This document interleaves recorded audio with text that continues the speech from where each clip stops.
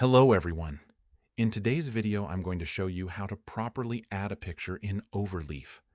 I have this page here, and I want to add a picture just below this text. First, double-click on the text to open the code editor. Now let's start by creating a folder and uploading our picture into it.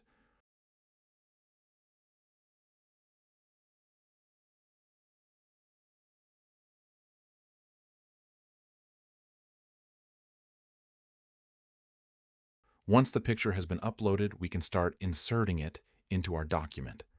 Type \begin figure and select the suggestion that appears. Overleaf will automatically add all the necessary code for inserting an image and will also suggest the image file for you. Simply select the picture you want to insert. Now, let's change the caption and compile the document to see the result. As you can see, the image has been successfully added to the page. However, it appears at the bottom of the page instead of directly below our text.